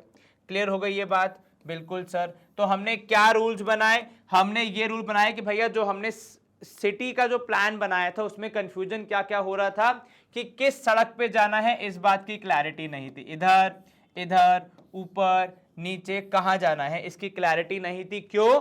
क्योंकि चारों ही दिशाओं में सेम एड्रेस यहाँ पे एप्लीकेबल हो रहा था। चौथे सड़क पे, तीसरा चौराहा, सब जगह पे आ रहा था। तो हमने फिर क्या तय किया? हमने तय किया कि भैया हर एक जो हमारा ये पार्ट है जिसको हम क्वाड्रेंट बोल रहे हैं, इसके लिए अलग अलग कुछ सिंबल्स का इस्तेमाल होगा। ठीक है, सिंबल्स इन सेंस, यहाँ पे आप सिंबल कह लो, साइंस कह लो, क्योंकि वैल्यूज तो हैं। मतलब चौथी सड़क तो हर उस पे है, लेकिन किस तरफ वाली पे जाना है वो तय करने के लिए हमने कुछ साइन बनाया, आगे जाना है, पीछे जाना है। ठीक है, उसके बाद हमने क्या रूल बनाया कि पहले हमेशा x होगा, बाद में y होगा, ताकि कंफ्यूजन बिल्कुल भी ना हो। ये क्लियर हो गया? तो अगर मैं आपसे बोल रहा हूं कि आपको चौथी सड़क पे तीसरे चौराहे पे जाना है तो आप श्योर हो कि मुझे पहले इस वाली रोड पे जाना है, उसके बाद अंदर जाना है। तो मेरा जो ये वाला कंफ्यूजन था कि इस वाली चौथी सड़क से तीसरी रोड पड़ेगी तो वहां जाना है क्या, तो वो क्लियर हो गया? नहीं, क्योंकि हमने रूल बना लिया है कि पहले x बाद में y। ठीक है, तो यहां पे देखो आपको क्या पता चल रहा है कि आपको यहाँ पे Pn is equals to OM that is equal to 4 units. ठीक है, वही आपने मार्क किया है। देन आपने यहाँ पे देखा PM equals to ON equals to 3 units. ठीक है, वही पॉइंट मार्क करने की पूरी यहाँ पे आपको प्रोसेस समझाई गई है। Now so that there is no confusion, तो ये जो पूरी मेहनत हम कर रहे हैं, ये जो पूरा आपको रूल्स एंड रेगुलेशंस यहाँ पे सिखाया जा रहा है, सिर्फ इस बात के लिए कि आप कहीं पे भी कंफ्यूज ना हो जाएं। ठीक है, तो हमारा जो डायरेक्शन देने का सेंस है, हमारा जो डायरेक्शन देने का सेंस है, वही कहीं ना कहीं कोऑर्डिनेट ज्योमेट्री में क्या होता है, अप्लाई होता है। ठीक है, जैसे हम अगर जब भी हम किसी को डायरेक्शन बताते हैं तो हम उसको डिस्टेंस एंड ये भी बताते हैं कि राइट लेफ्ट कहाँ जाना है। ठीक है, अप डाउन, ये सब बताते हैं, है ना। कोऑर्डिनेट ज्योमेट्री में भी हम दोनों बताते हैं। एक हम बताते हैं कि भैया एक्स पे कितना जाना है, एक्स एक्सिस पे कितना जाना है, दूसरा हम बताते हैं कि वाई एक्सिस पे कितना जाना है। इन दोनों की सहायता से आप ये इस तरीके का काम कुछ कर पाते हैं कि आप डिस्टेंस और डायरेक्शन दोनों बता पाते हैं। क्योंकि अगर दोनों में से एक बताएंगे तो व्यक्ति कभी भी अपने गंतव्य स्थान तक नहीं पहुंच पाएगा। ठीक है, क्लियर है बिल्कुल यहाँ पे सर? चलिए, तो हम किसी भी पॉइंट्स के जब कोऑर्डिनेट लिखते हैं तो उसमें कंफ्यूजन ना हो, इसलिए हमने रूल क्या बनाया है कि पहले आप लिखेंगे आपका x वाली वैल्यू, फिर आप लिखेंगे y वाली वैल्यू। मैं कब से आपसे यही बात कर रहा हूं, ऐसा इसीलिए ताकि कोई भी व्यक्ति कंफ्यूज ना हो कि कौन कहां पे आएगा, ठीक है। क्योंकि अगर इसका उल्टा कर दोगे तो फिर मामला कुछ और हो जाएगा, आप कहीं और पहुंच जाओगे। तो ये जो x वाली वैल्यू है इसको गणित की भाषा में कोऑर्डिनेट ज्योमेट्री में कहा जाता है x कोऑर्डिनेट, ये टेक्निकल टर्म है और इसका नाम होता है एब्सिसा, ठीक है। और जो आपका y एक्सिस वाला होता है उसका नाम होता है y कोऑर्डिनेट, जिसका टेक्निकल नेम होता है ऑर्डिनेट, ठीक है। तो ये है उसका काम कि वो करता क्या है, तो वो y कोऑर्डिनेट है और ये है उसका नाम, दैट इज ऑर्डिनेट, ठीक है। ये हमने क्या किया, हमने भैया जैसा कि तय किया था कि हम बिना कंफ्यूज हुए सिस्टम को इंप्लीमेंट करेंगे, तो हमने वहां पे x और y दो ऐसे वेरिएबल ले लिए, दो ऐसी वैल्यूज ले ली जिनके थ्रू हम अपने डायरेक्शन सेंस को बता पा रहे हैं, जिसमें हमने एक x कोऑर्डिनेट एक y कोऑर्डिनेट लिया, कुछ पॉजिटिव कुछ नेगेटिव कैसी भी वैल्यू आ सकती है। तो ये काम हो गया उसका कि वो x कोऑर्डिनेट है और ये नाम हो गया ऑर्डिनेट, ठीक है। अब यहां पे जो आपको समझना है वो ये कि आप ये तो हर बार नहीं बोलोगे ना कि भैया x एक्सिस पे चलो 10, ठीक है, और y एक्सिस पे चलो 3। मतलब ये तो लिखने में ही आपको बहुत ज्यादा टाइम भी लगेगा और बहुत ज्यादा डिटेल्ड भी हो जाएगा, ठीक है। तो ये जो x एक्सिस पे 10 चलने की बात है, इसको मैं गणित की भाषा में लिख सकता हूं कि x कोऑर्डिनेट जो है आपका वो है 10, x coordinate is 10 and y coordinate probably, अगर मुझे नेगेटिव साइड भी जाना हो तो चलिए हम लिख दिया -3 इज -3। अब भी बहुत बड़ा काम है करने को, तो मैं उसमें हमने पैटर्न क्या बनाया कि आप एक काम करो, ऐसे एक ब्रैकेट में लिख दो, ठीक है, जिसमें पहले आ जाएगा x कोऑर्डिनेट, बाद में आ जाएगा y कोऑर्डिनेट, तो व्यक्ति ऑटोमेटिकली समझ जाएगा, ठीक है।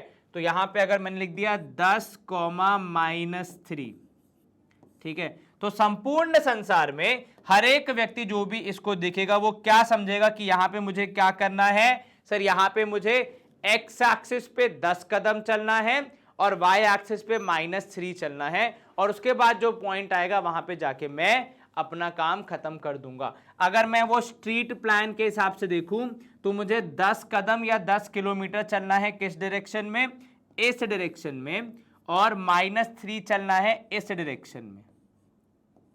फिर जो स्थान आएगा वो स्थान होगा मेरा जहां पे मुझे पहुंचना है। ये ऐसा जैसे 10वीं सड़क पे तीसरा चौराहा, लेकिन -3 मतलब नीचे की साइड, क्योंकि तीसरा चौराहा 10वीं सड़क पे इस तरफ भी आ सकता है और इस तरफ भी आ सकता है, लेकिन क्योंकि मैंने माइनस साइन लगा दिया है तो वो एक इंडिकेशन दे रहा है कि आपको इस तरफ वाली सड़क पे जाना है। ये क्लियर हो गया? बिल्कुल सर। अब इसलिए यहां पे ये हमने देखो क्या बोला कि पहले x की वैल्यू आएगी बाद में y की वैल्यू, क्योंकि ये देखो 3,4 एंड 4,3 दो अलग अलग एड्रेस हैं, दो अलग अलग पॉइंट्स की कहानी बयां कर रहे हैं।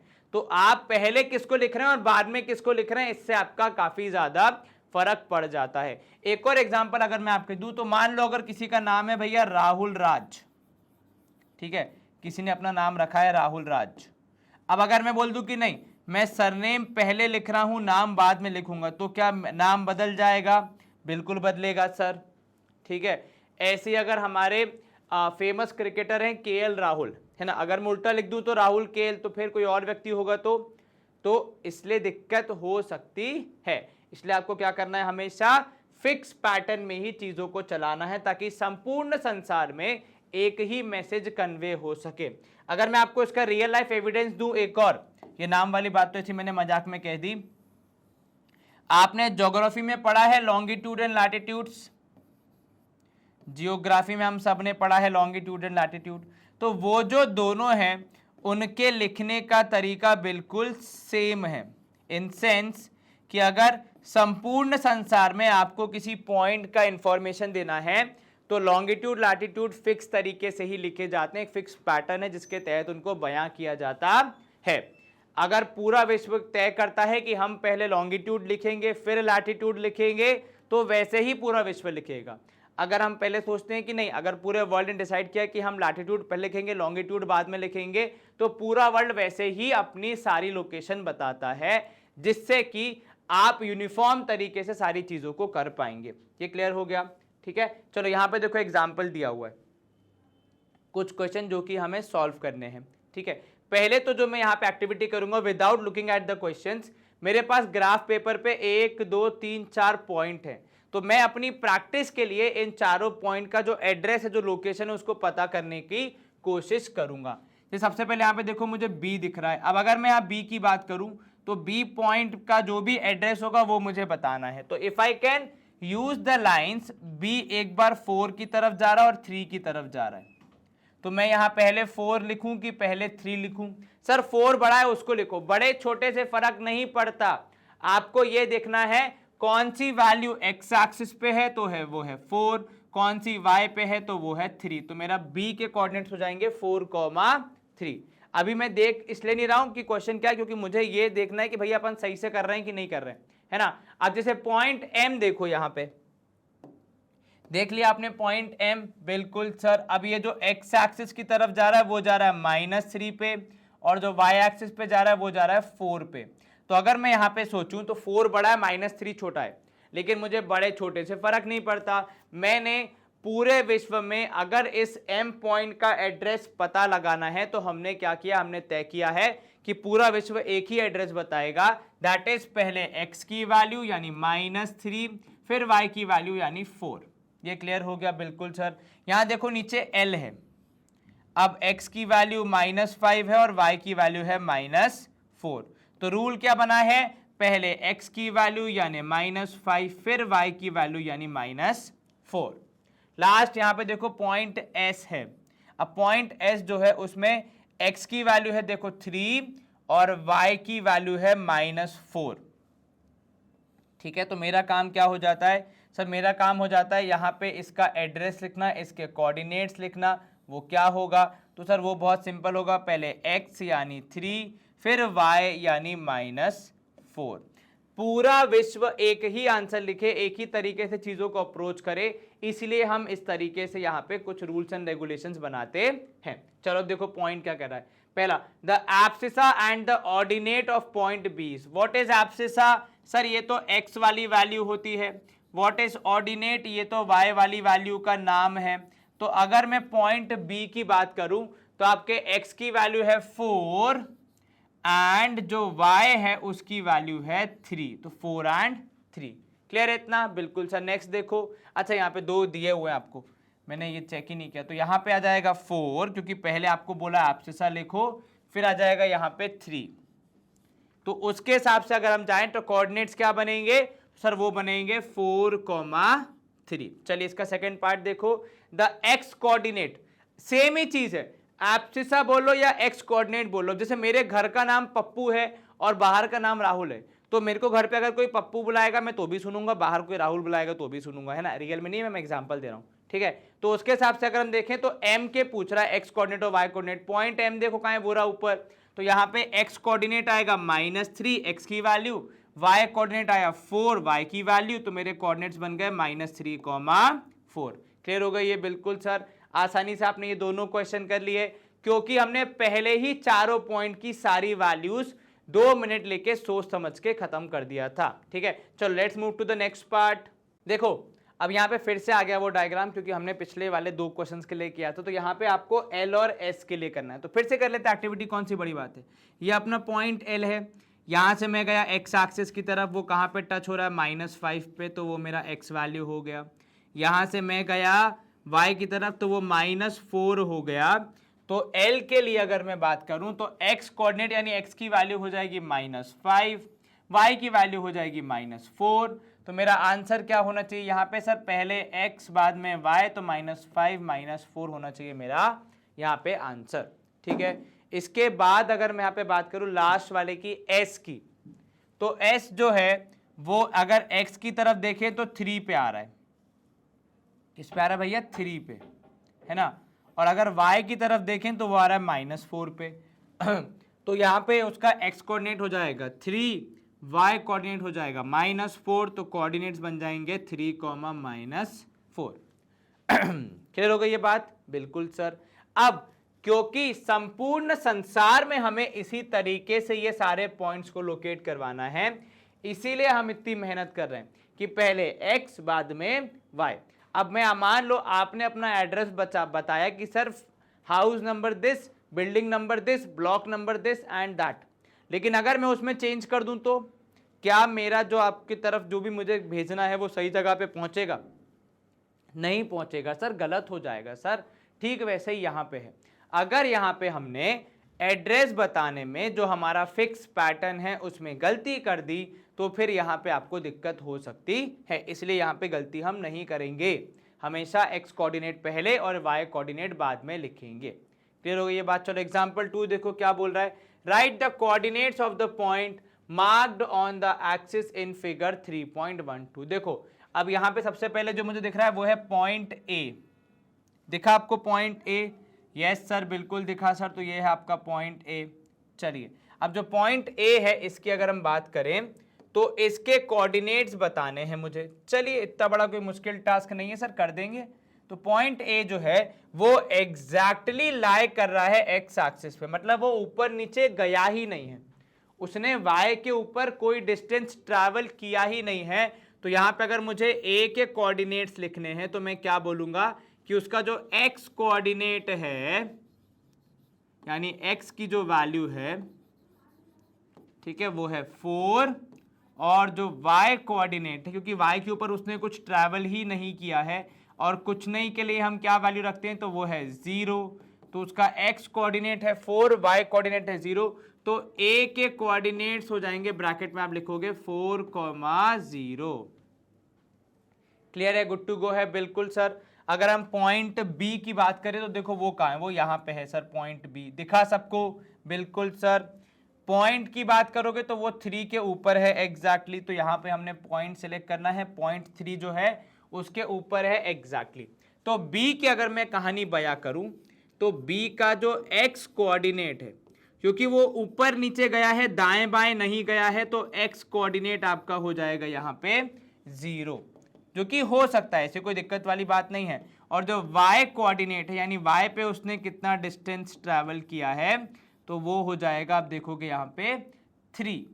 तो आपका B के कोऑर्डिनेट्स कितने आएंगे, तो सर B के कोऑर्डिनेट्स आ जाएंगे यहाँ पे, आप देखोगे 0,3। भले ही 3 बड़ा है, लेकिन क्योंकि x पहले लिखा जाता है तो 0,3 के फॉर्म में लिखा जाएगा।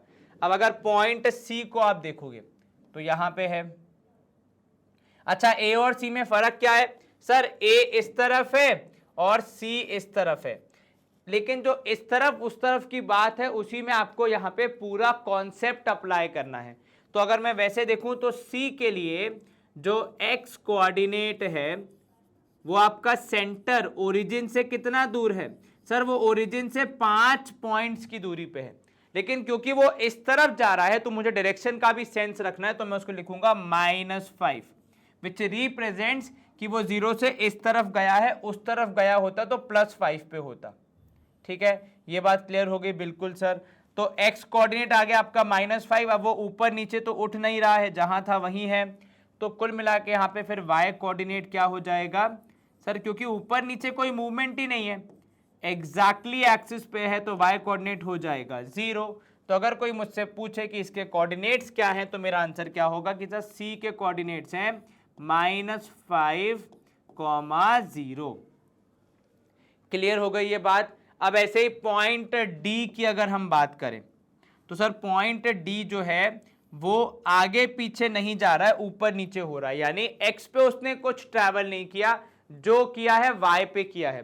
तो उस केस में कोऑर्डिनेट्स क्या हो जाएंगे सर? x कोऑर्डिनेट हो जाएगा 0, y कोऑर्डिनेट हो जाएगा -4, तो D के कोऑर्डिनेट्स हो गए 0, -4।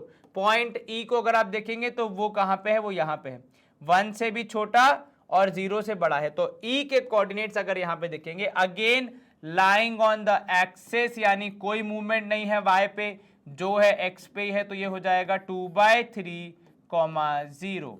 ये क्लियर हो गया? बिल्कुल सर। तो सारे पॉइंट्स के हमने यहाँ पे कोऑर्डिनेट्स निकाल दिए। हाँ, इसमें एक विशेषता ये थी कि सारे पॉइंट्स एक्सिस पे लाई कर रहे थे, और ऐसा इसलिए हो रहा था क्योंकि यहाँ पे आपको समझाना था कि एक्सिस पे मामला कैसा रहता है।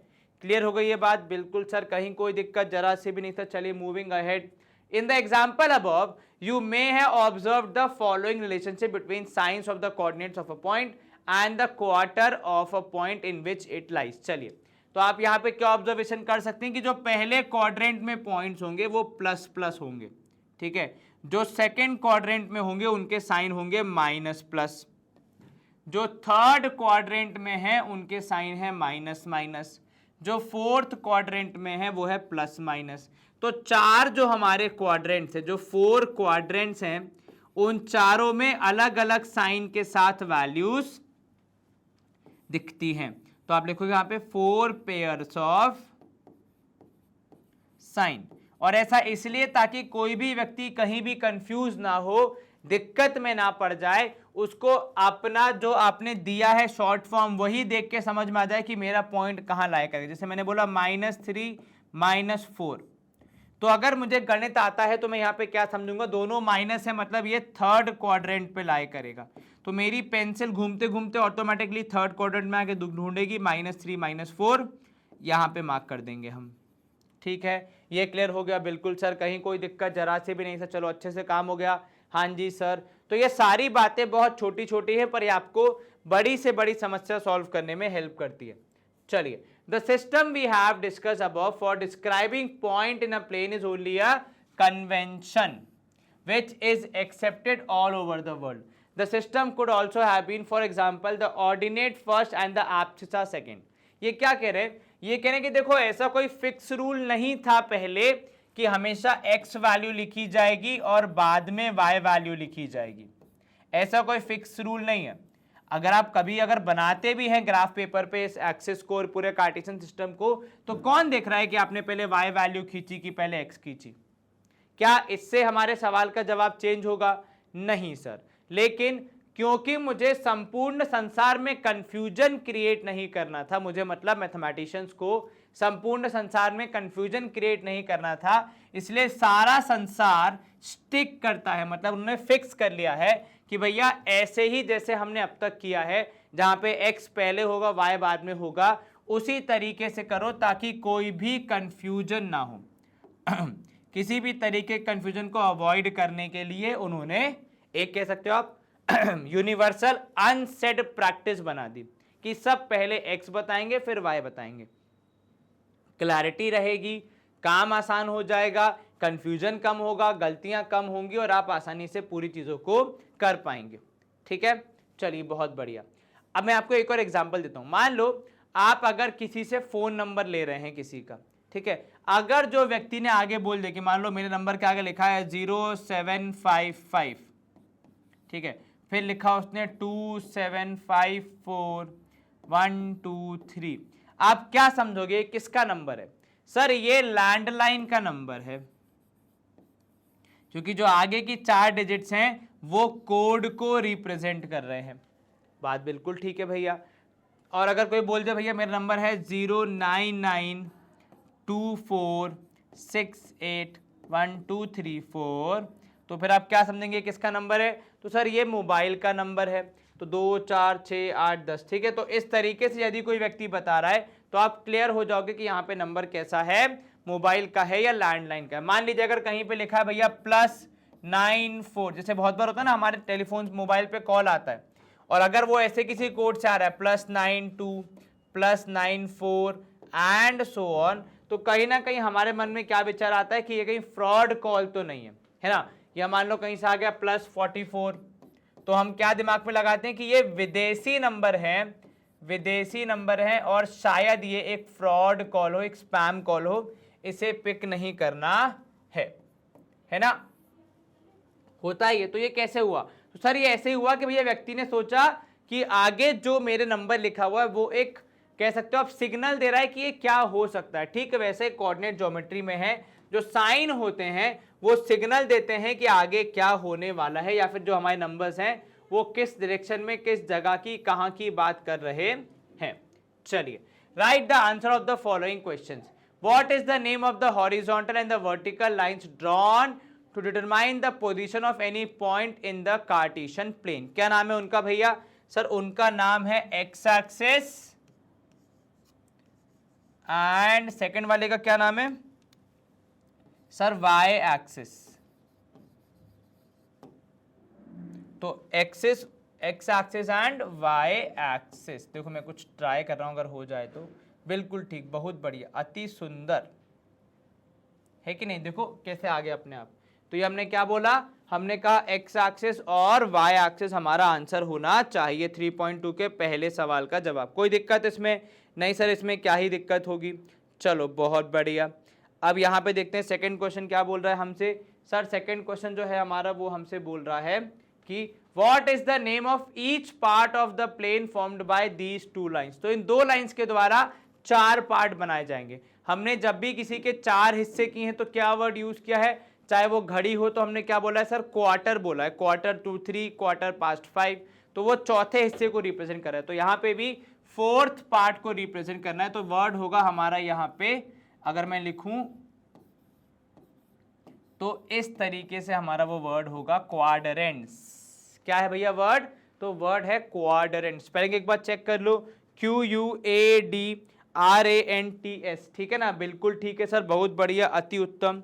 चलो बहुत अच्छे से यहाँ पे हमने लिख दिया। इसके बाद देखो तीसरा क्वेश्चन हमारा क्या है सर, थर्ड क्वेश्चन है write the name of the point where the two lines intersect. दोनों लाइंस कहाँ इंटरसेक्ट करती है, तो सर वो जो पॉइंट है उसका नाम हम कहते हैं जहाँ पे वैल्यू होती है 0 x की भी और y की भी, और वो पॉइंट का नाम हमने रखा था, हमने मतलब मैथमेटिशियंस ने रखा था ओरिजिन।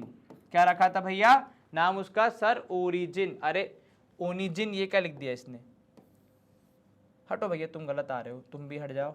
0 ओ नहीं है, वो 0 है, 0 नहीं है, ओ है भैया। चलो फिर से ट्राई करते हैं अपन। तो हमने क्या बोला, ओ री जिन, GIN। अब ये पकड़ ले तो ठीक, नहीं तो अपन, हाँ देखा, तो ये हो गया अपना ओरिजिन। क्लियर हो गई ये बात, बिल्कुल सर, कहीं कोई दिक्कत तो नहीं, जरा से भी नहीं सर। तो देखो टेक्नोलॉजी का इस्तेमाल कोई मुझ जैसे आलसी व्यक्ति से सीखे। खैर लिखना तो मुझे पड़ ही रहा है, पर हैंड राइटिंग मेरी कितनी अच्छी आ जा रही है इसमें। तो ओरिजिन हो गया हमारा यहाँ पे आंसर। अब देखो ये बोल रहा है कोऑर्डिनेट ऑफ बी बता दो। तो पहले पॉइंट बी को ढूंढो, ये रहा सर, फिर उसको लेके जाओ एक्स एक्सिस पे, कहाँ रुक रहा है तो सर वो है -5। फिर वाई एक्सिस पे कहाँ है तो वो है सर 2 पे। तो कोऑर्डिनेट्स क्या होने चाहिए सर, कोऑर्डिनेट्स होने चाहिए -5 एंड 2। 52 नहीं होना भैया, -5 एंड 2 है, तो -5, 2 रखेगा, है ना। तो कॉमा लगाना मत भूलना वरना दिक्कत हो जाएगी। तो -5, 2 हमारे कोऑर्डिनेट्स होंगे। ये हमने एक ब्रैकेट भी लगा दिया और ये हमारा आंसर होगा। -5 क्यों, क्योंकि x पे -5 है और y पे है 2, और रूल क्या है, पहले x बाद में y। The coordinates of point C, point C कहाँ पे है पहले ढूंढूं, ये रहा।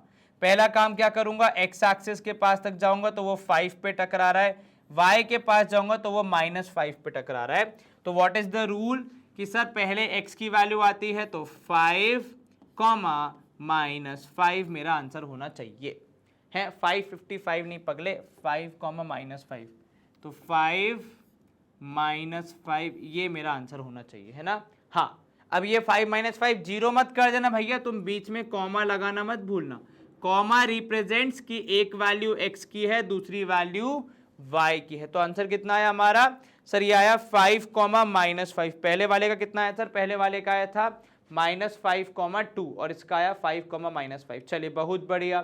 तीसरा देखो, the point identified by the coordinates -3, -5। अब यहां पे क्या करोगे, पहले जाओगे -3 के पास, तो आप x पे गए, 0 से लेकर -3 पे गए, तो आपको एक पॉइंट M मिला। क्या वहीं पे रुकना है, नहीं सर, आगे दिया है -5 पे जाओ। तो -5 मतलब आप यहाँ पे नीचे जाओगे, 1 2 3 4 5, ये आ गया -5, और वहां पे जो दिख रहा है मुझे वो है E।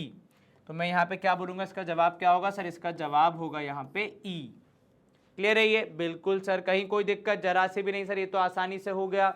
E पॉइंट जो है उसके कोऑर्डिनेट्स है -3, -5। नेक्स्ट 2, -4। तो पहला काम क्या करना है, 0 से x की तरफ जाना है, तो ये हो जाएगा 2, -4। तो ये हो गया 2, और नीचे जाएंगे अपन -4 तक। तो जो पॉइंट मुझे दिख रहा है वो है G। तो यहाँ पे जवाब क्या होगा मेरा, यहाँ पे मेरा आंसर होगा पॉइंट G।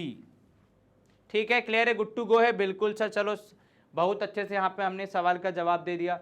इसके बाद एब्सिसा ऑफ पॉइंट डी, तो पहले तो पॉइंट डी को लोकेट करो, फिर देखो वो x पे कहाँ जा रहा है, तो वो जा रहा है 6 पे, और y पे कहाँ जा रहा है, तो वो जा रहा है 2 पे।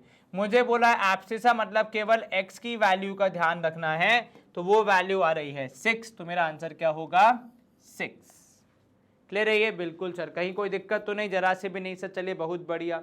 नेक्स्ट देखो, the ordinate of point h, तो पहला काम है पॉइंट h को ढूंढना, दूसरा काम है उसको x और y एक्सिस से मिलवाना एक अच्छी सी सड़क बना के।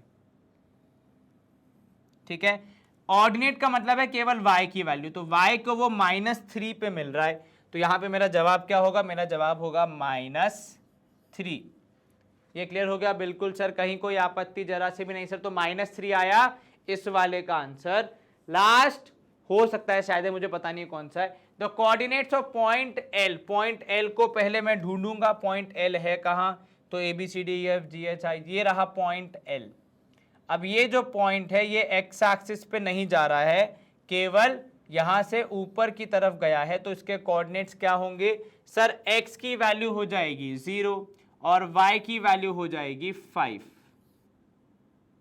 तो आपका जवाब क्या होगा सर, मेरा जवाब होगा 0,5 would be the coordinates of point L। Clear है ये बात, कहीं कोई दिक्कत तो नहीं, जरा सी भी नहीं सर। तो पॉइंट L के कोऑर्डिनेट्स आए 0,5। इसके बाद शायद एक और है इसका पार्ट है ना, तो चलिए वो भी खत्म कर देते हैं। लास्ट पार्ट होना चाहिए कोऑर्डिनेट्स ऑफ पॉइंट M। अब अगर मैं पॉइंट M को देखूं तो वो x एक्सिस पे ही है, वो y की तरफ नहीं गया ऊपर नीचे, तो इसका मतलब x की वैल्यू ही यहाँ पे है जो कि हमें दिख रही है, y की वैल्यू है 0। तो आपका यहाँ पे जवाब होगा -3 एंड 0। ठीक है, अरे एक मिनट रुको, तो आपने जवाब लिखा -3 0।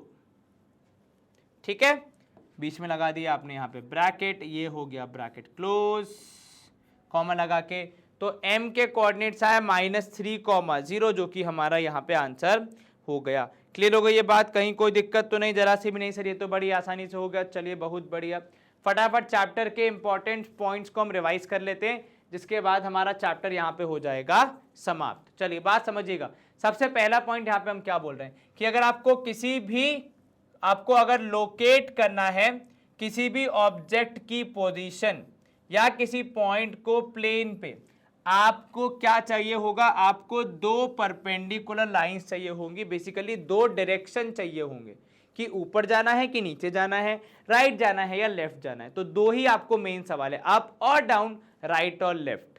ठीक है, देन अगर आप ये चीजें बता पा रहे हो तो इसको आप कह सकते हो कि या तो आपको हॉरिजॉन्टल बताना है या फिर वर्टिकल तरफ जाना है कि नहीं, ये बताना है। ठीक है, वर्टिकली कैसे जाना है और हॉरिजॉन्टली कैसे जाना है ये बताना है। ठीक है, तो ये जो प्लेन है या फिर ये जो इस तरीके का सेटअप है जहां पे हम ऐसे डायरेक्शंस की सहायता से, मैथमेटिक्स की सहायता से चीजें कर पाते हैं, उसे आप कहते हैं कार्टेशियन सिस्टम, या फिर आप इसको सामान्य भाषा में कोऑर्डिनेट प्लेन भी बोलते हैं। ठीक है, और जो इसकी लाइंस होती हैं जो कि इसको 4 पार्ट में डिवाइड करके हमें डायरेक्शन का सेंस देती हैं, वो कहलाती हैं कोऑर्डिनेट एक्सिस। ठीक है, द हॉरिजॉन्टल लाइन को आप क्या कहते हो, एक्स एक्सिस कहते हो, और जो वर्टिकल लाइन है उसे आप वाई एक्सिस कहते हो। ठीक है, the coordinate axis divide the plane into 4 parts called quadrants. तो ये जो एक्सिस होती हैं, जो लाइंस होती हैं, ये आपके क्या कहती हैं, इस प्लेन को 4 पार्ट में डिवाइड कर देती है, जिनको आप क्वाड्रेंट कहते हैं। The point of intersection of the axis is called origin, क्योंकि यहीं से सारे मामले शुरू होते हैं। तो ओरिजिन का मतलब है जहां से चीजें शुरू हो रही है, तो जहां पे ये दोनों एक्सिस मिलती है, जहां पे सब कुछ 0 0 होता है, उसे आप ओरिजिन कहते हैं। ठीक है, the distance of a point from X axis is called X coordinate. ठीक है, और abscissa and the distance of the point from X axis is called Y coordinate और ऑर्डिनेट।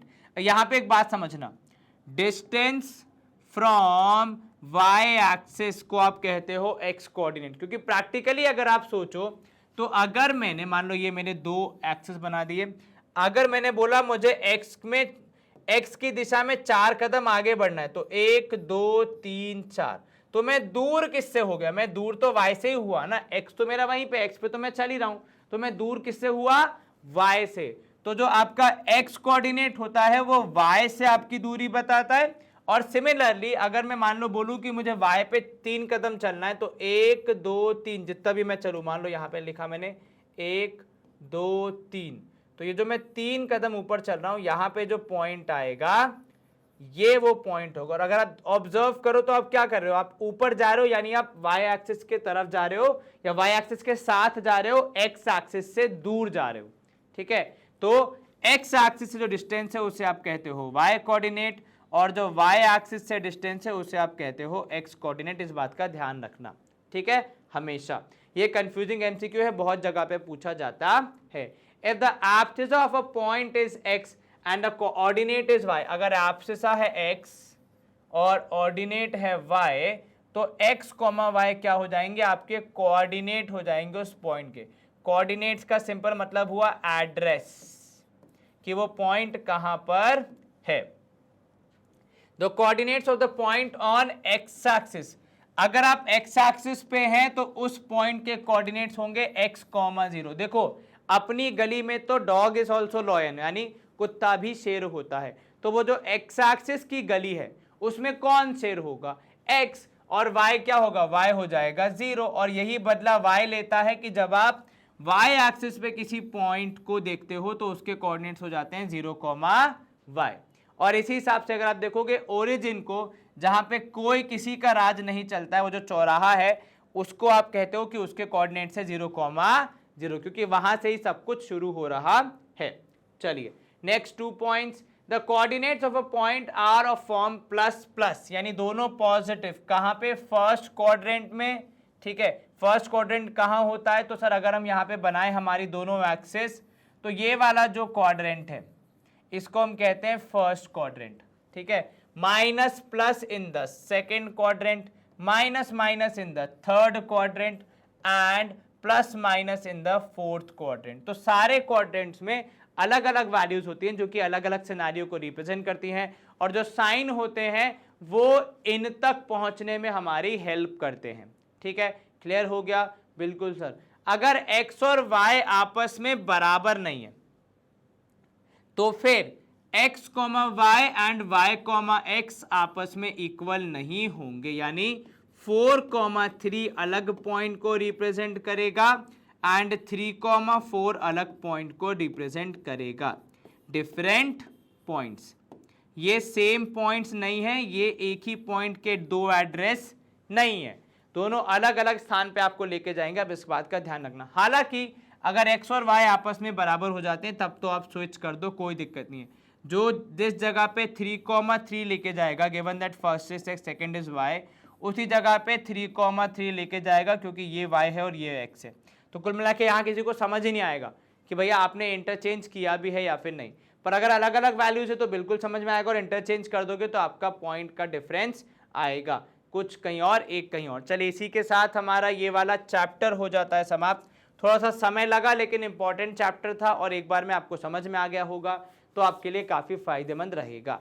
आपका जो ये प्लेटफॉर्म है डेफिनेट सक्सेस पाठशाला, ये India's most trusted online platform है, और ऐसा मैं इसीलिए कह रहा हूँ क्योंकि हमारा जो यहाँ पे वे ऑफ टीचिंग है, आप तक नॉलेज, आप तक अच्छी चीज़ें पहुँचाने का जो तरीका है वो बहुत ही यूनिक है और कंसिस्टेंट है। हम आपको प्रोवाइड कराते हैं live classes, online lectures, DPP sheets, उनके सॉल्यूशन वीडियोस, ताकि आपका टाइम वेस्ट ना हो, then hand written notes and study material, ताकि आप प्रॉपरली अपनी तैयारी कर सके। कॉन्सेप्चुअल लर्निंग के साथ साथ आप अपने एग्जामिनेशन को कैसे अप्रोच करना है वो भी सीख सके। इसके अलावा आपकी सुविधा के लिए, आपकी सहायता के लिए हमने एक टेलीग्राम चैनल भी बनाया है जहां पे आपको रेगुलर अपडेट्स मिलते रहते हैं। अगर आप वो चैनल ज्वाइन करना चाहते हैं तो आपको डिस्क्रिप्शन बॉक्स में लिंक दिया हुआ है, वहां क्लिक करके आप आसानी से ज्वाइन कर सकते हैं। ये हमारे कॉन्टैक्ट नंबर हैं जिनकी सहायता से आप डेफिनेट सक्सेस को कॉन्टैक्ट कर सकते हैं।